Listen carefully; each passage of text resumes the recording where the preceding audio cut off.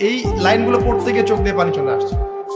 তিনি বলছেন, তোমাকে কতদিন দেখি না, কতদিন ছুঁয়ে দেখি না, কতদিন তোমার কাছে যাই না।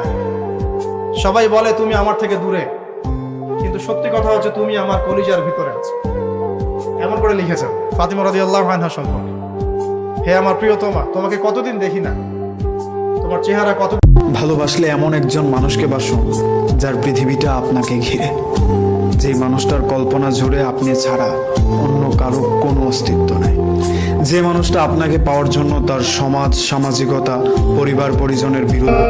একটু খেয়াল করে দেখেন যে আমার লাইফ পার্টনার, আমার জীবন সঙ্গিনী, সে যদি আল্লাহওয়ালা হয়, সে যদি ভালো হয়, আর আমার সন্তানটা যদি আল্লাহওয়ালা হয়, আমার ঘরটাই তো জান্নাত, ঠিক কিনা?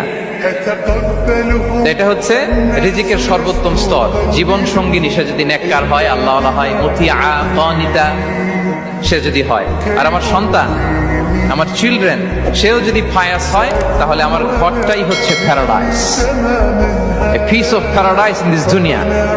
সুবহানাল্লাহ। জীবন এটা সহজ নয়, জীবন চলার পথ সহজ নয়, এটাকে সহজ করে নিতে হয়, কখনো সবর করে, কখনো ক্ষমা করে।